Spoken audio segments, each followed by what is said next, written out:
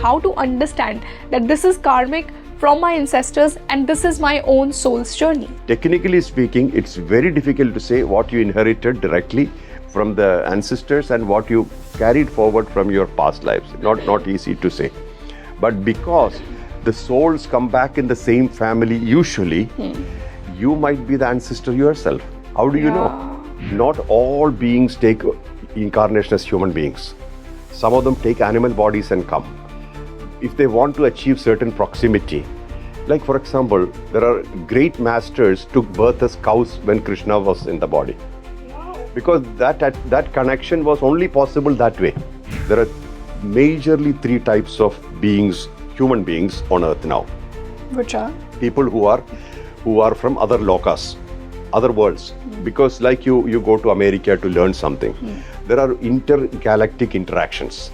Really? So yeah, there are various beings from other planes. Like Nagaloka is not here on earth, it's in another world. Patanjali was a Naga.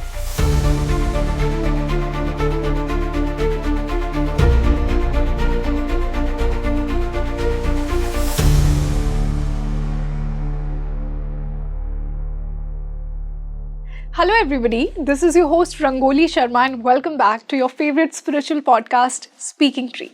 Another day and I've brought to you another exclusive episode of our English series, Mystic Mind. Do you also feel that ancestral karma and generational curses are somewhere stopping your growth in life? If yes, this is the podcast for you. In today's podcast, we will understand what exactly is ancestral karma, how it stops your growth in life, what your ancestors expect from you, how to break the generational curses, how to break these ancestral patterns. This podcast will answer all your questions and how our souls are still bound to our ancestors. If these are the questions you keep asking yourself, this is the podcast that will answer all your questions. So stay tuned with me till the end of this podcast. And the guest who has joined me today, he's a global humanitarian and philanthropist. I would like to welcome Mohanji. Mohanji, welcome to Speaking Tree. Thank you so much. Our pleasure, Mohanji. And as I told in the introduction itself, that today we are going to understand ancestral healing. I think we all want to heal as a part of our spiritual journey, especially the spiritually aware people. They have this realization that they have some patterns that they need to heal. And one concept that comes here is ancestral healing. And by that, I mean the trauma that we are carrying in our DNA. I mean, that's a interesting word in itself, ancestral trauma and ancestral healing. So first, for my audience, I would like to understand from you and how exactly we accumulate our ancestral trauma. Well, if we have to understand ancestral trauma, we need to understand our connection with our ancestral path. From our father and mother to their parents, to their parents, to their parents. The lineage contains a lot of people's life, emotions, aspirations, desires, inclinations, tendencies. This is not a clean path. So we are not just one unit. We are the representation of many units. So how do you know this? Because see, there are 5 functional pranas in our life, which everybody knows. Prana, apana, vyana, udana, samana, which is making your system function. Now there are 5 structural pranas which made you.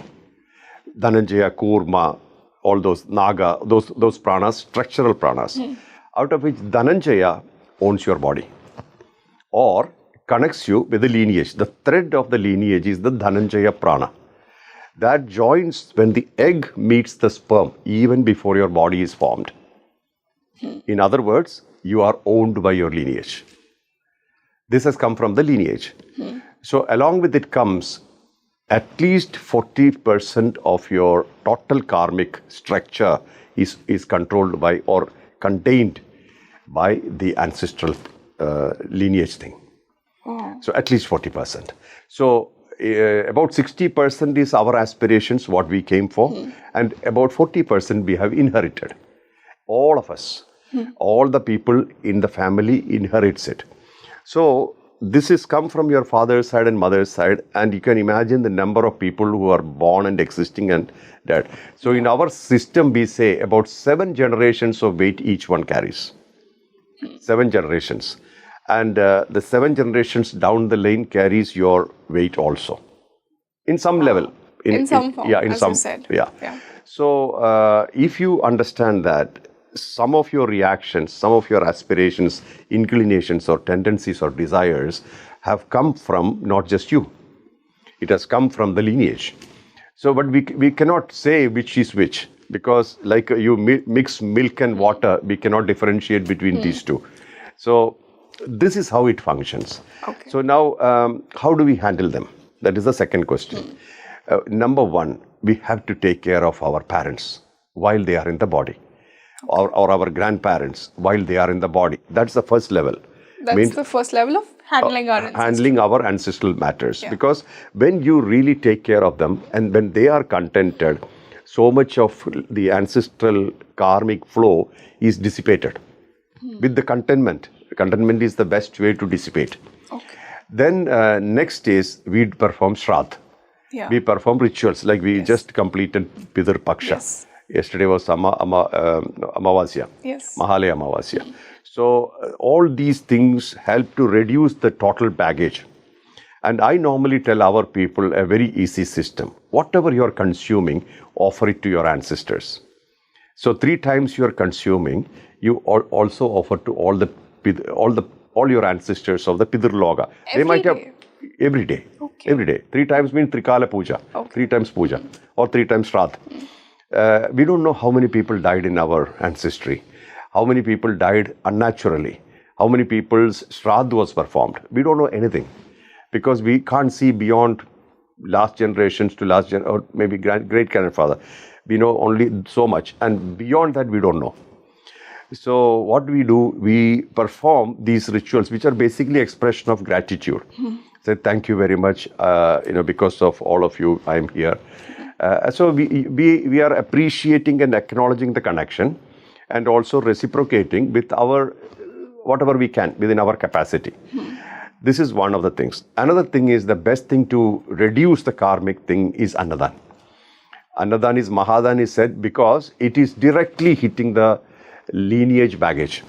Okay. So when you give food, share food, whatever you have, with the people who are hungry, which includes fishes in the water, birds in the sky, and also animals on earth, plus the helpless people, the needy people, like especially the children, abandoned people, old people, sick people.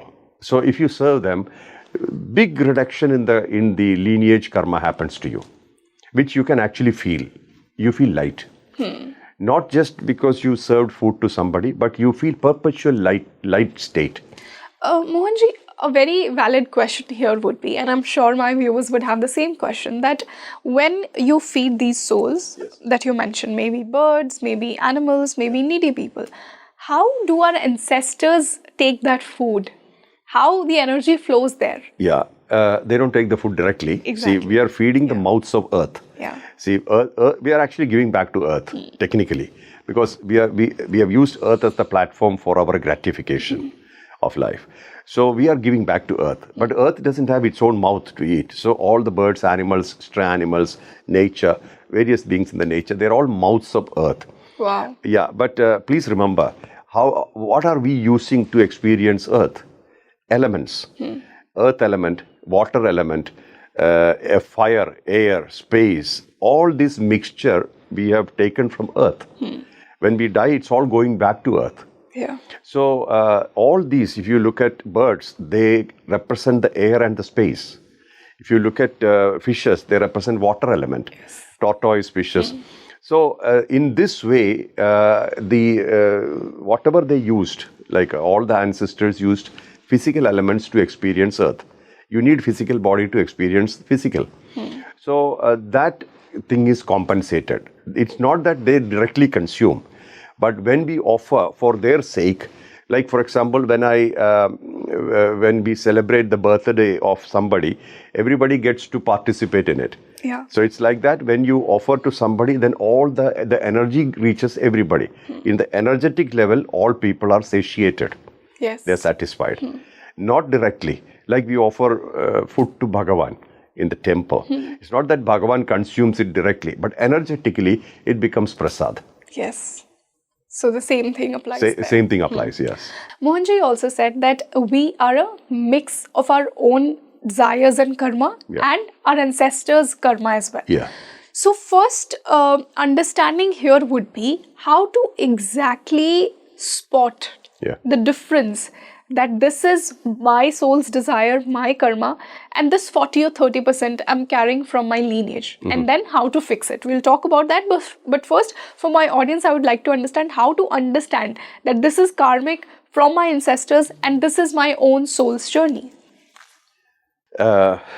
It is not very easy to understand which is which because these get mixed up. Absolutely. But one thing you can feel, like certain emotions, certain prejudices, certain precautions or notions, we can feel that's not natural for me. You can sense it, you can feel it. That may be inherited. Secondly, certain things you feel, okay, if I have it, it's fine, but if I don't have it, it doesn't really matter. That means the thrust or the push for that satisfaction or gratification is not there. It may be not yours. But nobody can say which is which because you don't know who you inherited from. See, for example, imagine an ancestor died in starvation, did not have much food to eat. And that is the energy which you have inherited. Yeah. You might be consuming food which you really don't need. Yeah. But that gratification happens. But those kind of things reduce a lot when you start serving food to people. Okay. Yeah, because as you share more, you become lighter, and the inheritance becomes lesser. So definitely your next generation will be happy, but you also will experience it. But technically speaking, it's very difficult to say what you inherited directly from the ancestors and what you carried forward from your past lives. Not easy to say. But because the souls come back in the same family usually, you might be the ancestor yourself. How do you know? You could be. That's very fascinating. So here my question is, Hindu Dharma, Sanatan Dharma believes in reincarnation. Yeah. Now, Mohanji, as you said, the same soul keeps coming back in families. But I'm sure there might be times when the soul changes its lineage. Is that also possible? Because if the soul changes the lineage, how are we still bound to that soul? Well, it's not necessary to come and take birth in the same lineage. For example, imagine we have a great affinity to a person whom we think as our mother from another family. And we keep telling, oh, if only you were my mother. And that lady says, if only you were my child. It is high possibility that that experience may happen in the next entry here. Or maybe it has already happened. It has already happened, probably because of some reason we have separated. And it can possibly come in all sorts of permutation combinations are possible. We cannot say that this is how it works. Because in the karmic life, there is no boundaries.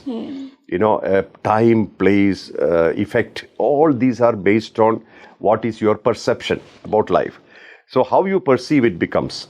So it is possible. It is not easy to define any of those matters. But usually saying, as a general principle, like somebody asked Ramana Maharshi, if I die, will I come back in 2.5 years? See, usually it says a karmic being with a karmic agenda, once he or she exits, when the soul exits, will go to the astral world, Pidir Loka, sorts out things and takes another body in 2.5 to 3 years, approximately. Okay. But there is nothing written on stone. It could be any number of years. But so Ramana Maharshi said, yeah, that is possible. You may come back in 2.5 years. But that time you may be 70 years old. Because the time-space system are different. And you're already existing probably in another body while you're talking. See, for example, you see Akkalkot Maharaja's story. Akkalkot Maharaj, when he left the body, part of his soul entered the tree. Part of his soul entered Sai Baba, who was already in the body.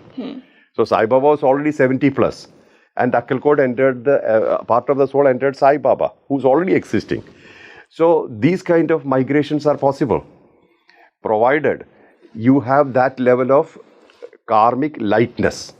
Karmic lightness. Yeah, because what is it exactly? Because if you have so much of desires, ownerships, and the connections, expectations, then you have to take another body, particularly to exhaust them.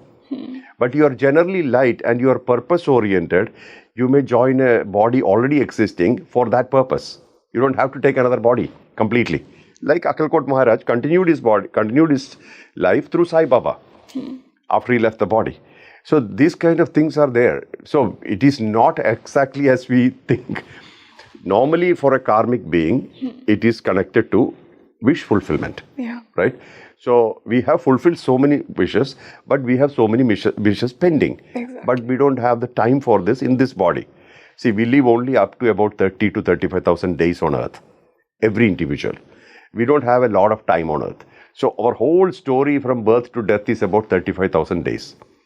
In this time, we have to complete all this, which will not get completed. Because while we are living, we develop ownership. We develop attachments. And then we want to have them again. Then there's no duration. Visa cannot be extended. So you have to take another visa and come back. Yeah. When you come back, it's the same pattern, same expectation, same ownership. And then we create new karma also. We add more. Yeah. Plus, we have to inherit whatever, because we have to fulfill the ancestral. So all these things happen. And then again, it comes back. But at certain time happens when your attachment reduces, ownership reduces. When these two reduces, then next thing will happen is that, okay, I have some purpose to do. I have to help the helpless, or I have to fulfill certain tasks. So whoever is doing the same thing, you migrate into them. So you don't need to take another body. That is what Akkalkot Maharaj did. The various masters have done that. They continued in different bodies, or they can continue even after their death through different bodies. How?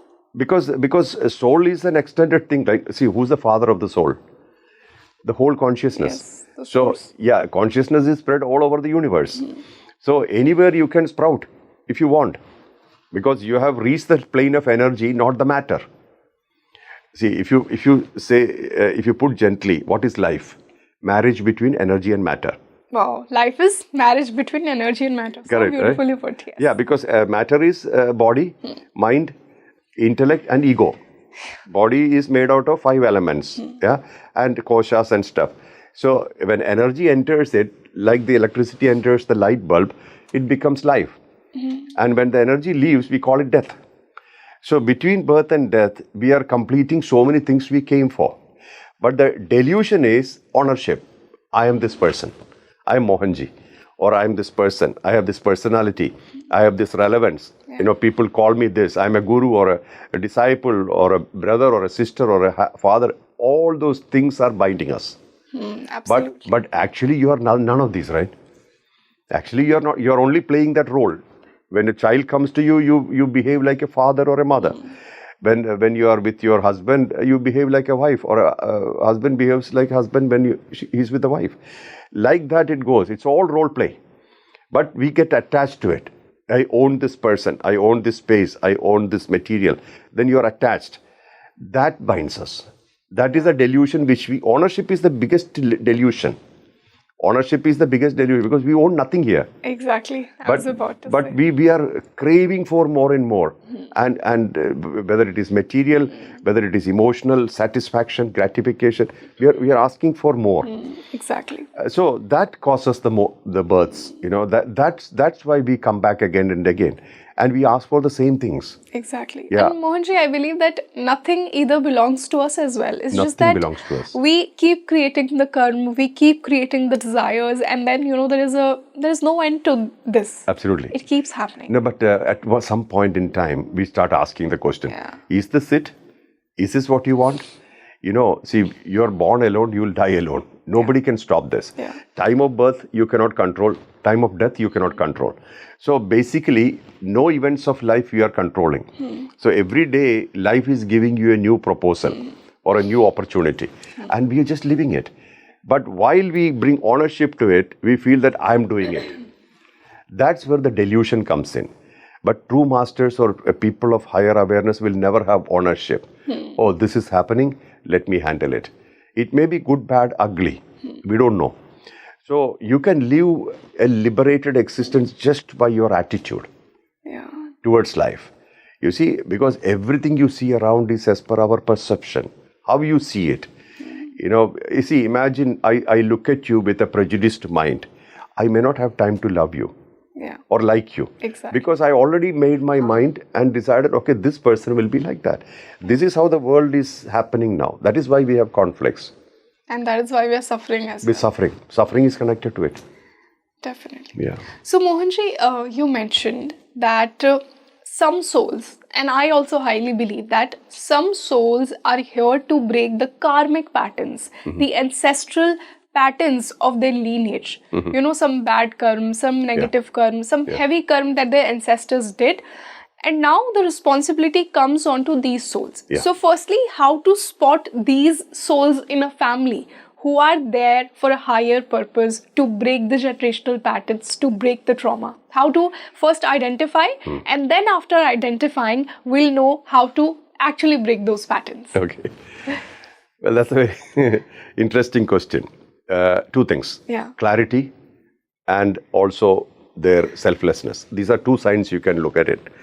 Clarity and selflessness. Yeah, because those beings, see, these might be people who have already taken birth in the same family. They have come back because they wanted to remove the clutter. So these are, in the Western tradition, they talk about guardian angels, right? Yeah. These are those kind of people. And in Sanatan Dharma, we call them Pitris, right? Yeah. So they come back only to clean up the spaces, to remove the clutter from the family.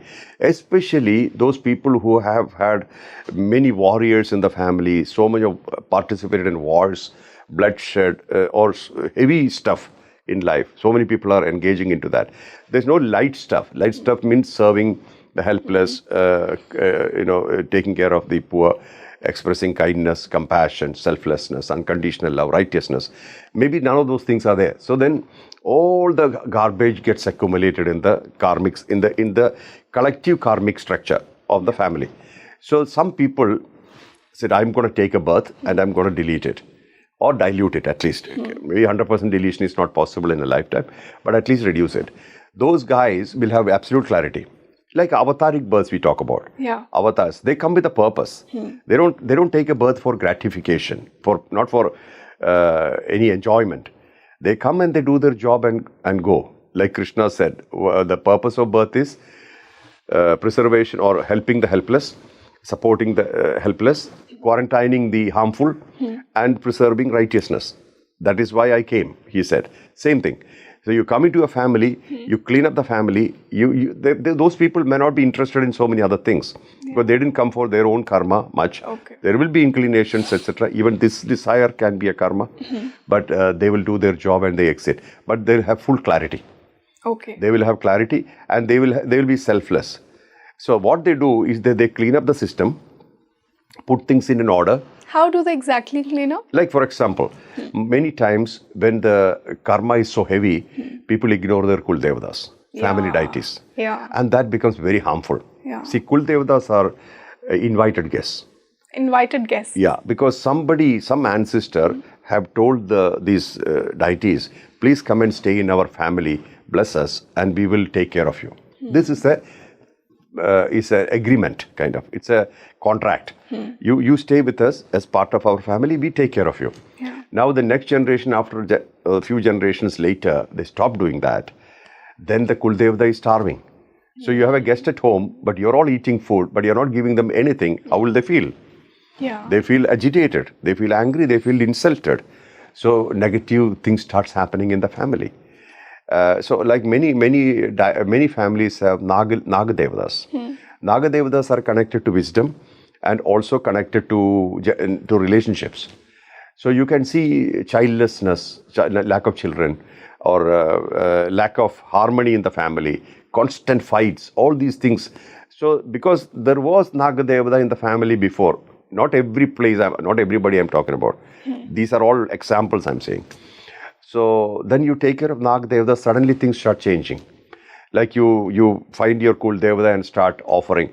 That's why I always say, before you eat the food, offer it to ancestors, to Kuldevadas, to Nagadevadas, to favorite deities, and to gurus, 5 people. Every day when you eat your whatever food, you every consume. time. Yeah, you don't have to keep it separate or do puja or anything. In the mind, you say, I offer it to my ancestors. Ancestors. I offer it to my Kuldevatas, whom even I may not know. Okay. But still I offer it to my Kuldevatas, to Nagadevatas, if at all there was, Ishtadevatas, favorite deities, Yeah. and also Gurus. Okay. And also every puja starts with Ganesha. So Ganesha can be in the beginning.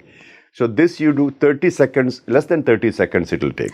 Should there be order also, like first? As per you. And also no language. You can use your language Okay. as you like, how it comes to you.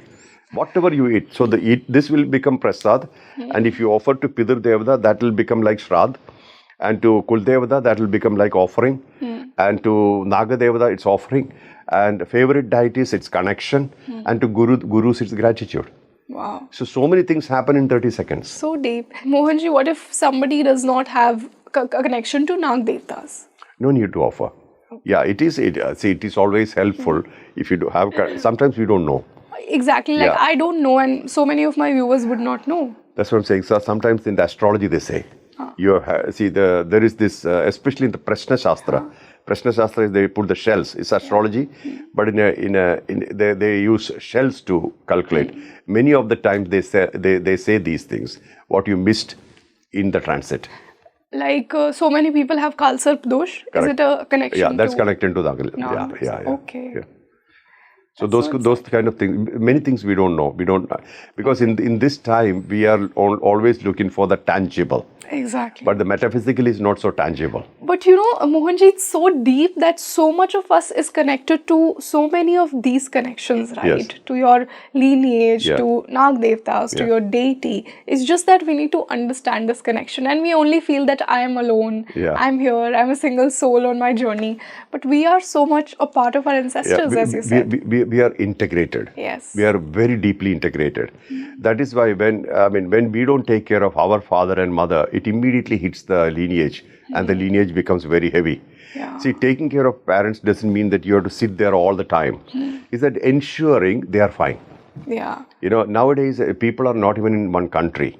So people ask this question, I'm in America, my parents are in India, how do I take care of them? Exactly. Ensure they are fine. You have to organize things in such a way that they are all taken care of. And as much as possible, meet them, talk to them, be with them. They should feel that you are part of it. Part of the family, means part of them. Exactly. Yeah. And I believe, Mohanji, by what you said, that people who do not take care of their parents and to make things worse, they mistreat them, they hurt them. I think they are creating the worst of karmas, as they say. See, if you look at Sri Ram or Lord Krishna, they never said to anybody they are an avatar. Yeah. They never behaved even like that. Exactly. So, but because of their intensity and the scope of work, we realize that they have been avatars. So like that, the scope of work, intensity, clarity, these are all signs of a purposeful birth. A birth for a purpose. And that cannot be denied. You cannot deny that. Because it's so obvious. It's unignorable. Yeah, that these souls are here for a higher purpose. And they may not only take care of their own lineage, they even take care of the society around them. Exactly. So, and also remember, see, not all beings take incarnation as human beings. Some of them take animal bodies and come. If they want to achieve certain proximity, like for example, there are great masters took birth as cows when Krishna was in the body. Wow. Because that connection was only possible that way. To get attached to Krishna, to touch his body or to be around him, as a human being, it would have been difficult. So you should not think that everybody decides to take a human body in every incarnation. They may take a dog's body, cat's body, cow's body, any body, so that their mission is accomplished. The most neutral element in your whole system is the soul. Soul is just like the sun. Sun is neutral. Air is neutral. All the elements like water, river, nature, neutral. God is neutral. Guru is neutral. Soul is neutral. So soul is not affected by what you do. Soul comes with you. Like for example, electricity. It goes through light bulb, it gives you light. The moment it goes through television, it gives you picture. But the electricity is not affected by the equipment it gets to use. nor its effect. Like that, soul is never affected. When we talk about soul, it's a constitution that goes with the soul that is getting affected, that is getting diluted. For example, when the soul activates a body, it projects a personality. A personality is projected. We get addicted to the personality, me and mine, and I look like this, I talk like this, I do like this. People respect me or attach to me or connect to me because of my personality.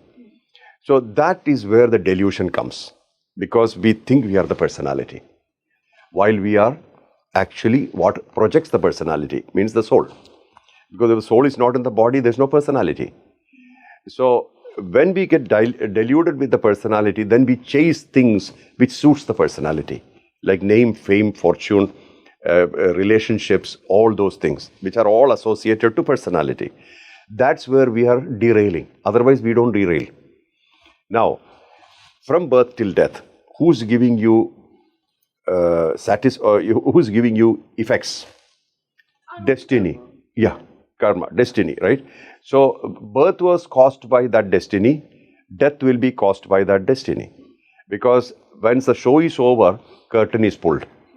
So, each day, what comes to you, like for example, I did not know I will meet you until yesterday. So, now we met. This is exactly the plan of the destiny. At this point in time, I can only meet you.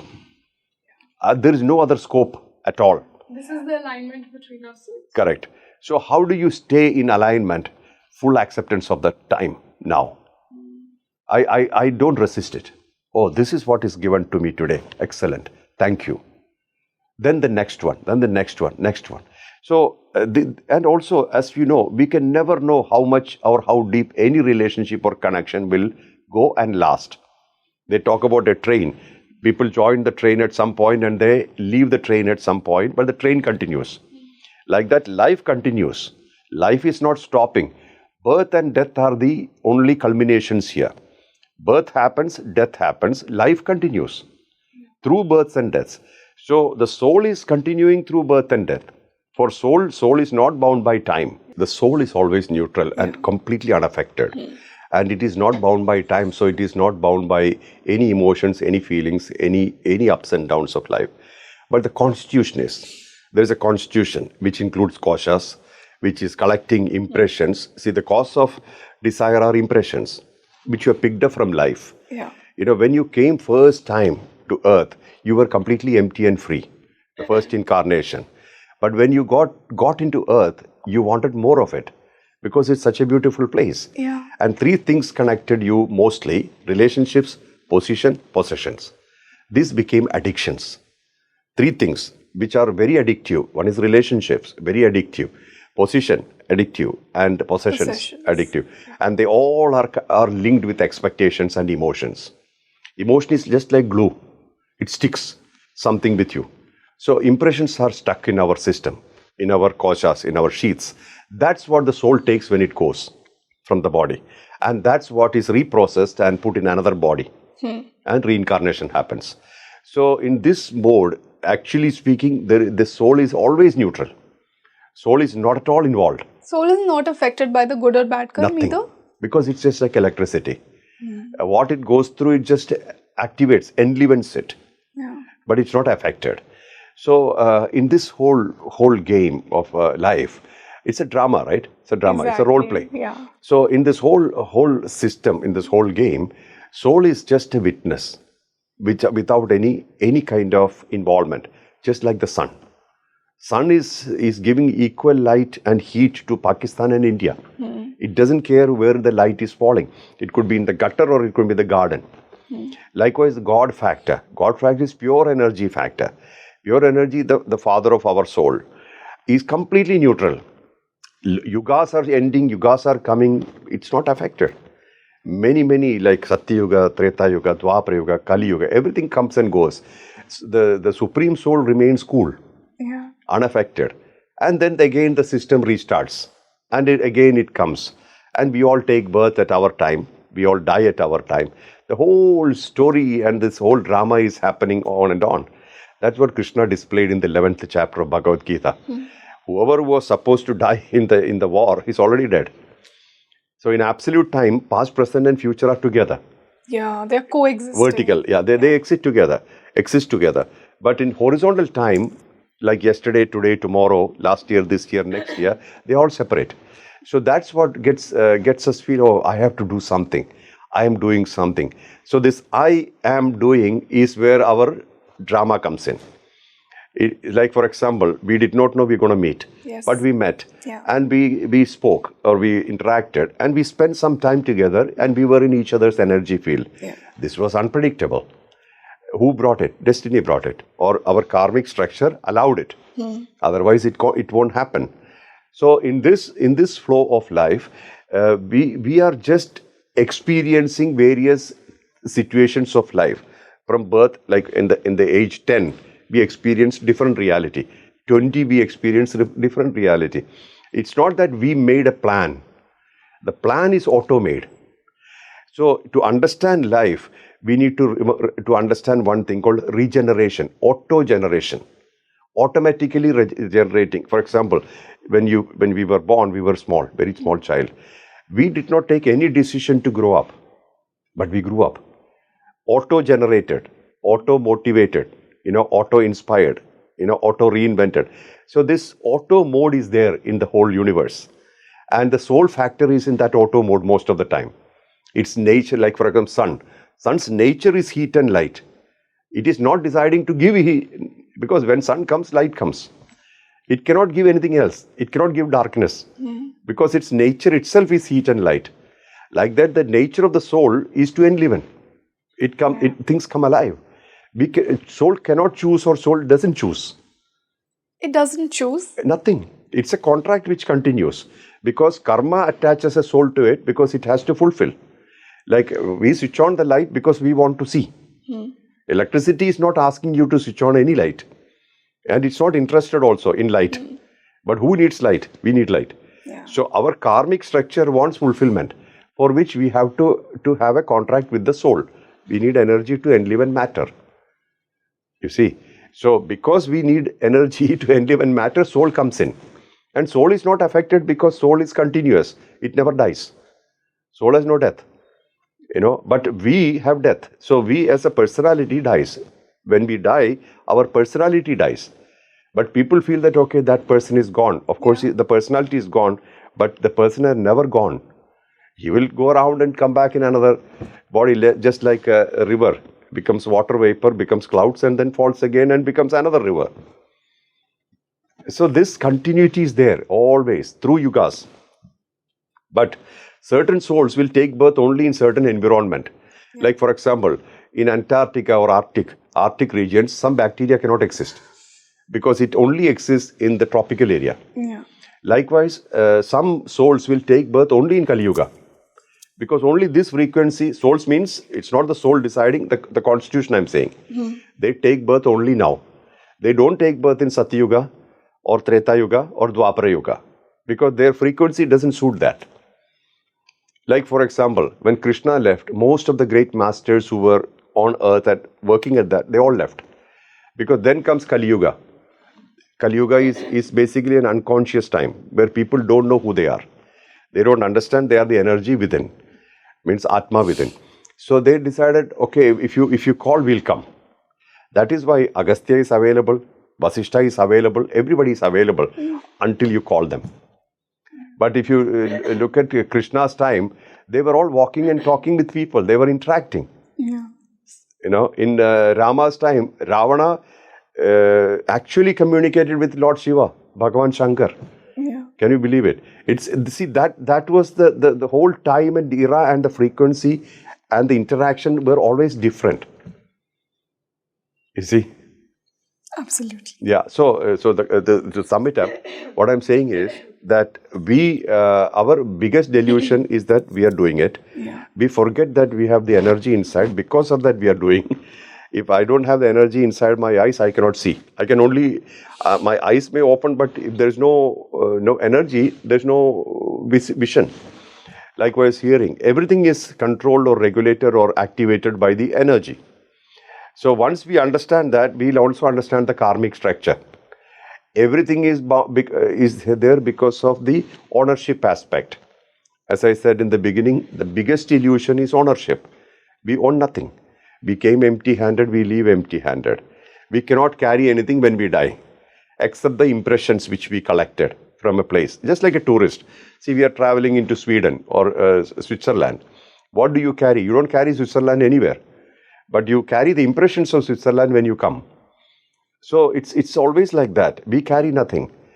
Mohanji, you said that our soul keeps reincarnating, and that's the foundation that Sanatan Dharma also has. Yeah. So, just for my viewers, I want to ask, like, how to know exactly how many times my soul has been born? Because as you said, there are certain souls which match the frequency of a particular yuga. So, is there a method to know how many times my soul has been here already? Very difficult to know that. How many incarnations are difficult to know? Because incarnations are basically controlled and regulated by karmic pattern. See, karmic patterns expression, desire is one. A particular type of desires. See, some people have desire for alcohol, some don't. Some people have desire for animals, animal products or stuff. Some people don't. Some people have desire for bhakti, some people have, or inclination, let's say orientation, inclination for bhakti, for jnana, for karma, japa. So all these orientations or the clarity of orientations are the signs of various births. See, for example, from the very basics, like they say, first is animal man. Very animalistic feelings, eating, drinking, sleeping. See, there are certain things which are controlled or signs of the basic structure of existence, of human existence or any existence, such as instinct. The basic instinct for every being is survival. You have to survive. So that instinct is there. For human beings, it's more clarified. It's a corporate survival. But for animals, they want to survive. So they make territories. They have their clans, they have their groups and things to protect each other and stuff like that. So survival is the main instinct. For survival, you need food. So food is an instinct for everybody. You look at any species, eating is part of their existence. They have to eat water, the element, then breathing, it's essential. Then sleep and movement, exercise, essential. Sexuality, essential. If you don't have sexuality, you don't have another species coming up. So these things nobody can compromise or nobody can challenge because this is part of instinct. We cannot change them because if you change them, the system won't work. So this is one side. Another side is the aspirations and inclinations and stuff which animals don't have. We have. I want 2 houses. I want more cars. I want to have a jet plane. These are all aspirations and inclinations, and that's what's driving more lives. Okay. So now as a certain time will come from animal man to human man. Human man will always look at things and say, I want to share with you. Now I have something, I give it to you. And if you're happy, I'm happy. You see? So this kind of behavior happens. That takes them to a saint man. A person says, you take it, I don't need it. Your happiness is mine. You're comfortable, I'm good. So a saint man. Then comes a God man, completely detached. He is fully occupied with the energy inside, and outside world is not existing for him. So a God man. So these levels of evolution will know that you're almost merging with the consciousness where you came from. So if you this I'm telling you generally. So if you look at the society, the level of operation tells you how many more incarnations, not exactly number, but I'd say this person has to evolve to a level where he's selfless. So I always say, what is your purpose on earth? I said, mankind to kind man. This is what I'm trying to, I'm trying to bring humankind to kind humans. So that there'll be a better harmony in the society. That's why I'm integrating the indigenous and all that to create that harmony, connection to nature, respecting the culture of respect. So these kind of things are essential for a good life. Because see, your aspirations and your orientation is equally important like other 9 billion people. Nobody can say that you are not significant. Nobody is insignificant. See, your world is your world. You are a world. You are a universe as you. So nobody can say that you are less than me. So nobody is less, nobody is more. In the whole creation, an ant or an insect or an elephant or us, we are all same. Nobody is higher or lower. We are just experiencing what we came to experience. Our aspirations are our personal aspirations. Like this it goes. So the sum total is that if you look at the whole tapestry of life, it's very difficult to say how many incarnations we took, but we can somehow figure out at our thought level, our orientation level, what we like and dislike, what triggers anger. See, for example, in a saint human level, if somebody abuses you, he said, you keep quiet. Like Buddha's story, when a person came and abused him in front of his disciples, his followers, and he kept quiet. And the man abused and left. So his disciples said, Guru, why did you not talk back? Because these are all accusations which you are not responsible for. So, no, you didn't understand. He was just testing me whether I'm following my teachings. Wow. So would I teach you whether I do it myself or not? Yeah. So every situation can be taken as a test. Then you already become a sane person. Otherwise, if you are affected, you are a human probably. So like that, if you become a God man or a God human, you may not even know that somebody is abusing you because you're already inside. Yeah, you're already in that bliss. In the bliss state. Yeah. So this is the only way we can approximately understand that we have taken many lives. One more thing you should remember. There are majorly 3 types of beings, human beings on earth now. Which are? People who are from other lokas, other worlds. Because like you go to America to learn something, there are intergalactic interactions. Really? So yeah, there are various beings from other planes. Like Nagaloka is not here on earth, it's another world. Patanjali was a Naga, our Patanjali. So various of our masters were not from earth. Okay. So we know that. You see the picture of Patanjali, it's a coil, from waist down it's a coil, it's Naga. So there are so many interactions have happened then, and it's still happening. Those days in other yugas it was more visible and prominent. Now it is not so visible, that's all. But there are beings, and there are many stories of beings who have come and spoken to people, etc. Anyway, so the other lokas. Then there are beings who are born in other yugas, like Treta Yuga, Dwapara Yuga, various yugas. So even in the Krishna story, it's the war happened almost, Krishna lived about 125 to 128 years, while the lifespan was 1,000 years. Because in Dwapara Yuga, people lived for 1,000 years. In Kalyuga, 100 years. Our lifespan, 100. But in Rama's time, it said that people lived for 10,000 years. See, if you read Ravana's story, each 1,000 years or something, he was cutting one head and offering to Shiva until Shiva appeared. So he offered a lot of heads before Shiva came. So the age, the yugas and the incarnations had that kind of a correlation. Now in the Krishna story, after the Kurukshetra war, at some plane, of interaction, I think soon after Krishna left the body, the Kauravas and a lot of people died during the Kurukshetra war. It was a major war. Apparently that same your astrological system is coming on 2029, 2030, 31. Same planetary positions like Kurukshetra. Wow. Yeah, Vedic astrologers have said. Yeah. What happened in Kurukshetra, the same planetary positions are coming in I'm not an astrologer. So 2029, 2030, 31. So people are expecting a huge explosion at that time in various levels and build up towards that. Do you also think that we're actually shifting towards satyug, another satyug, and the Kalyuga is ending? You have to dissolve this yuga and only you can start. See, you see the frequency now. Religion, greed, see how we treat animals as objects, how we treat women as objects. That's not possible in Satyuga. You see, like our interaction shows. See, for example, reservations, see, women reservation. Why can't you consider women as an integral part? Without women, there's no species. So how can they be less than a man? So all these things doesn't work in Satyuga. This is an unconscious time. It has to go and to become Satyuga.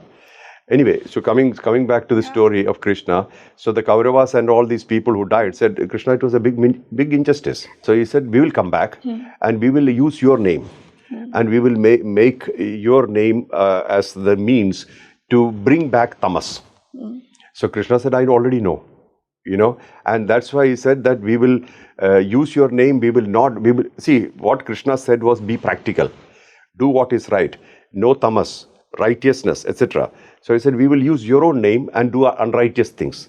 We will use the name of gods, deities, and use that against people. And Krishna said, I'm aware, because Kalyuga is starting. In Kalyuga, this has to happen. So he said, I'm not surprised. Same thing you can see in Kalyuga now.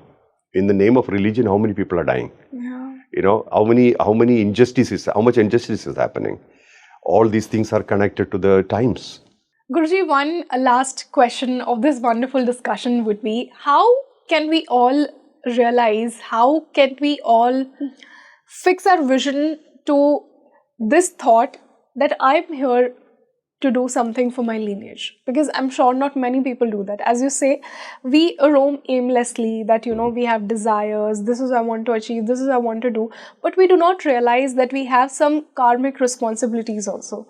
So through this podcast, how to make everyone aware that yes, our ancestors are a part of you and you are a part of your ancestors. How to live that feeling and how to give to our ancestors, how to then heal our ancestral wounds.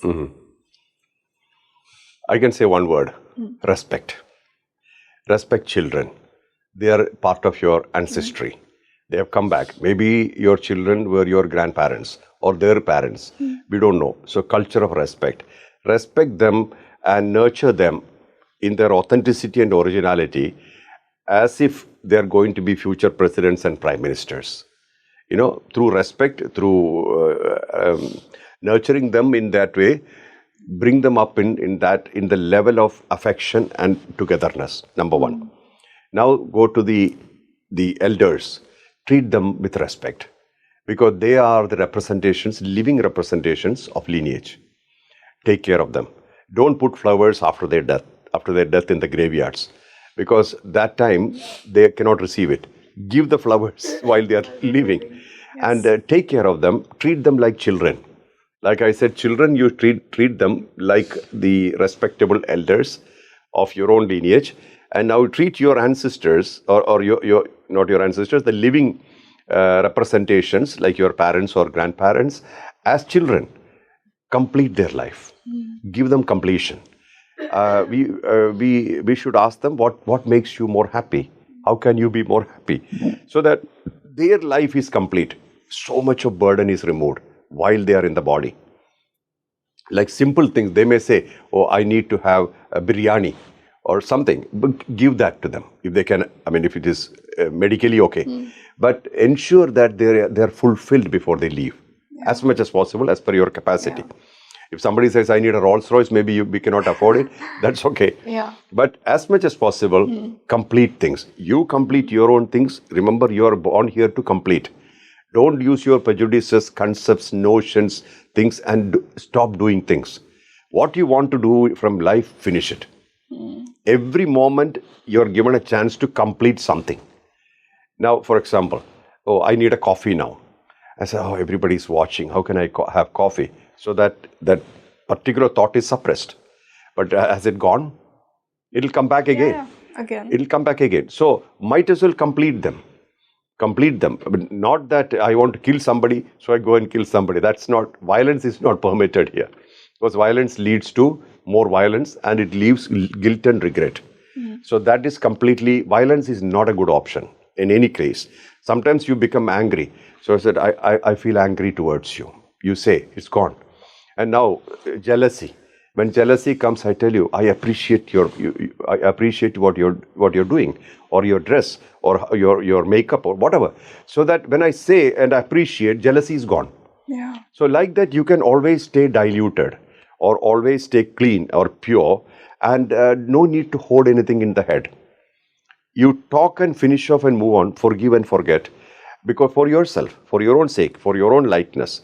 So children should be nurtured as potential vice presidents or prime ministers with respect, with love, and the elders should be taken care of in the form of fulfillment, completion. If they want to say, I want to go to Kashi, take them to Kashi. So they feel contented, satisfied. See, last stages are all for extreme completions. Yeah. Because whatever you could not do, whatever you keep pending, that is completed. So their next life will be cleaner. Your inheritance also will be cleaner. And you'll feel lighter. You will feel lighter. With the light karma. Correct. That is why they say that a true son or true child should take their parents to Kashi or Puri. Puri, Jagannath or Kashi in our system. They say because that's what is completing you as well. Not only them. So as a son or a child, you are completed or there is completion and the parents also have completion. So this is number one. And don't waste any Pitar Pakshas. That is about 2 weeks of when the ancestral world, Pitar Loka, comes close to earth. That's the time when you actually respect all the ancestors through tarpan and the rituals and stuff. Do as per your capacity and perform annadan. At that time more to any beings. Annadan means anybody who's hungry is supposed to have food or can be given food. It could be an ant, insect, or a human being, or an elephant, or fish. Give them all food so that it cleans up all your elements and also the ancestry. So this is one of the things. Like Mahalaya Amavasya, people give a kit of rice and oil and various items to the people who made and the people who sweep the streets, etc. That's a very beautiful thing, because that is for 1 year's of burden you are removing and giving it and offering it to the people who are helping you. This is good for ancestry. So many things you do. Your lifestyle will definitely help your ancestry. This is a lifestyle. Absolutely, sir. And I'm sure that after this podcast, after today's podcast, we all realize that we do have some karmic responsibilities and we are here to fulfill them. And as I said, we are as much a part of our ancestors as they are of us. So thank you so much for joining us today and for this wonderful discussion. Thank you so much. So do let me know, how did you like today's podcast? What did you understand about ancestral karma and generational curses? Do you also feel that this runs in your family? And do you want to break the generational patterns, the generational curses? Do you want to be the healer of your family? If yes, do let me know in the comment section and share this podcast as much as you can. This is Rangoli Sharma with you. Namaste.